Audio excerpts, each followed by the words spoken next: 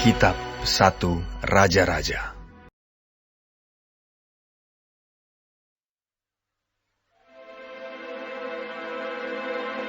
Tiga tahun lamanya orang tinggal aman dengan tidak ada perang antara Aram dan Israel.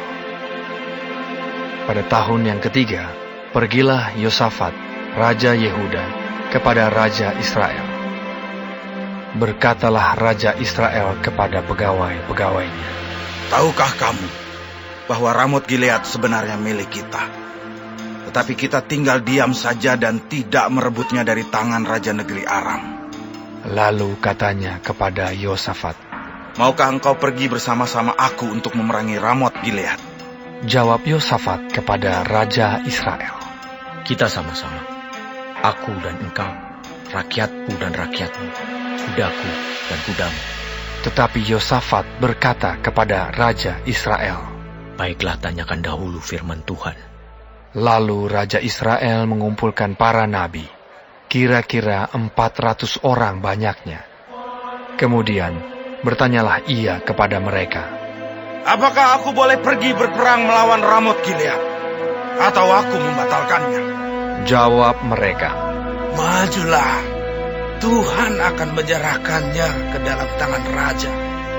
Tetapi Yosafat bertanya, "Tidak adakah lagi di sini seorang nabi Tuhan, supaya dengan perantaraannya kita dapat meminta petunjuk?" Jawab Raja Israel kepada Yosafat, "Masih ada seorang lagi yang dengan perantaraannya dapat diminta petunjuk Tuhan. Tetapi aku membenci dia, sebab tidak pernah ia menubuatkan yang baik tentang aku, melainkan malapetaka. Orang itu ialah Mika bin Yimla." kata Yosafat. "Janganlah raja berkata demikian." Kemudian Raja Israel memanggil seorang pegawai istana. Katanya, "Jemputlah Mika bin Yimla dengan segera." sementara Raja Israel dan Yosafat, Raja Yehuda, duduk masing-masing di atas tahtanya dengan pakaian kebesaran di suatu tempat pengirikan di depan pintu gerbang Samaria. Sedang semua nabi itu bernubuat di depan mereka. Maka Zedekia bin Kenaana membuat tanduk-tanduk besi, lalu berkata, "Beginilah firman Tuhan.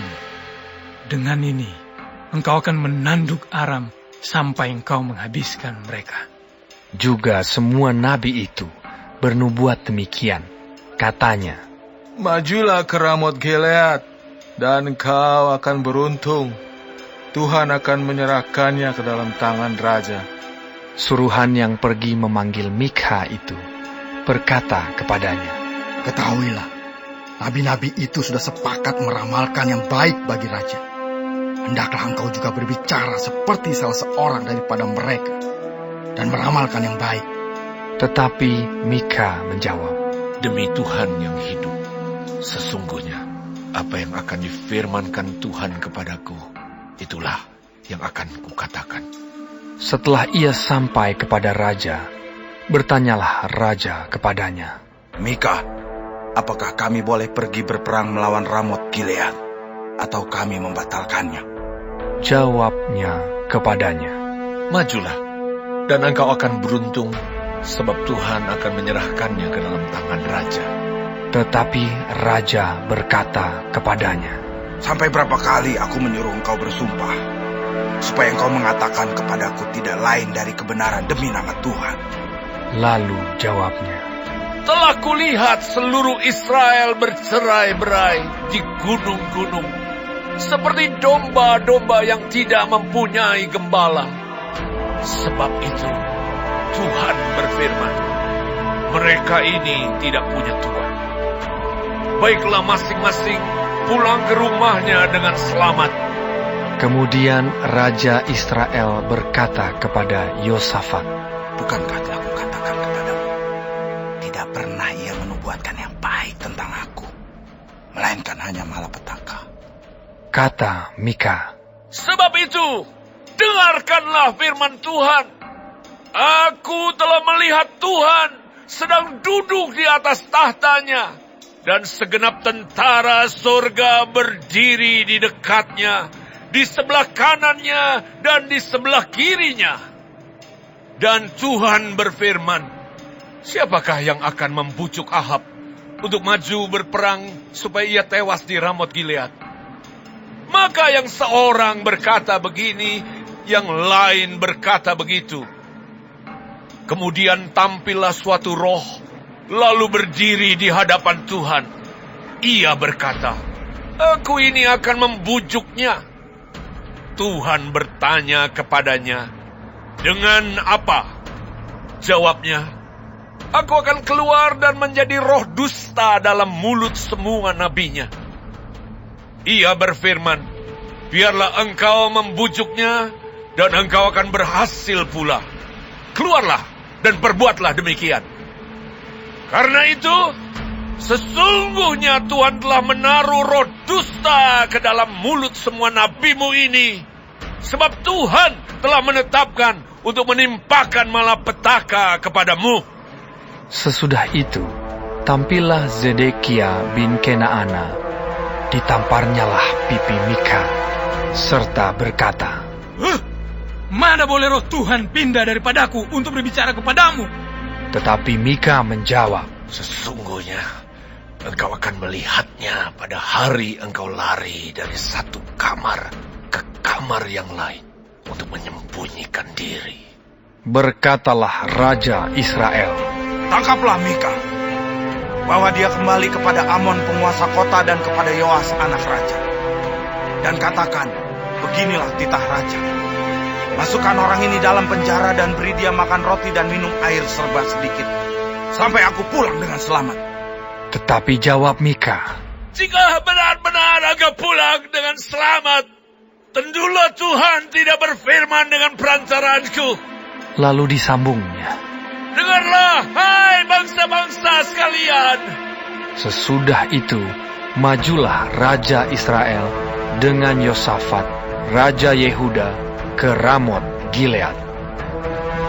Raja Israel berkata kepada Yosafat, aku akan menyamar dan masuk pertempuran, tetapi engkau pakailah pakaian kebesaranmu. Lalu menyamarlah Raja Israel, kemudian masuk ke pertempuran. Adapun Raja negeri Aram telah memberi perintah kepada para panglima pasukan keretanya, 32 orang banyaknya. Demikian, janganlah kamu berperang melawan sembarang orang, melainkan melawan Raja Israel saja. Segera sesudah para panglima pasukan kereta itu melihat Yosafat, mereka berkata, itu pasti Raja Israel. Lalu majulah mereka untuk menyerang dia, tetapi Yosafat berteriak. Segera sesudah para panglima pasukan kereta itu melihat bahwa dia bukanlah Raja Israel, maka undurlah mereka daripadanya.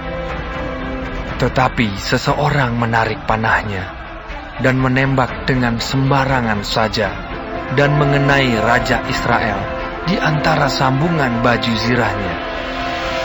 Kemudian ia berkata kepada pengemudi keretanya, putar, bawa aku keluar dari pertempuran, sebab aku sudah luka.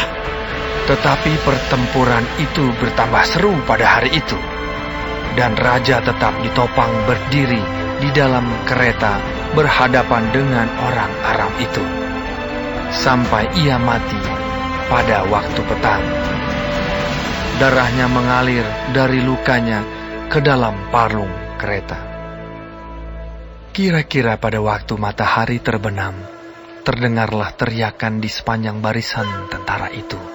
Masing-masing ke kotanya, masing-masing ke negerinya, raja sudah mati. Maka pulanglah mereka ke Samaria, lalu mereka menguburkan raja di Samaria. Ketika kereta itu dicuci di tepi telaga Samaria, maka darah raja dijilat anjing, sedang perempuan-perempuan sundal mandi di tempat itu, sesuai dengan firman Tuhan yang telah diucapkannya. Selebihnya dari riwayat Ahab dan segala yang dilakukannya, serta istana gading, dan segala kota yang didirikannya. Bukankah semuanya itu tertulis dalam kitab sejarah raja-raja Israel? Demikianlah Ahab mendapat perhentian bersama-sama dengan nenek moyangnya. Maka Ahazia anaknya menjadi raja menggantikan dia. Yosafat anak Asa menjadi raja atas Yehuda dalam tahun keempat zaman Ahab raja Israel. Yosafat berumur 35 tahun pada waktu ia menjadi raja, dan 25 tahun lamanya ia memerintah di Yerusalem. Nama ibunya ialah Azuba, anak Silhi. Ia hidup mengikuti jejak Asa ayahnya. Ia tidak menyimpang daripadanya dan melakukan apa yang benar di mata Tuhan. Hanya bukit-bukit pengorbanan tidak dijauhkan.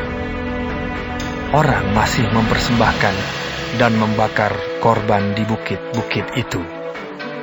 Dan Yosafat hidup dalam damai dengan Raja Israel. Selebihnya dari riwayat Yosafat dan kepahlawanan yang dilakukannya dan bagaimana ia berperang, bukankah semuanya itu tertulis dalam kitab sejarah raja-raja Yehuda? Dan sisa pelacuran bakti yang masih tinggal dalam zaman Asa, ayahnya, dihapuskannya dari negeri itu. Tidak ada raja di Edom. Karena itu, yang menjadi raja ialah seorang kepala daerah. Yosafat membuat kapal-kapal Tarsis untuk pergi ke Ofir mengambil emas.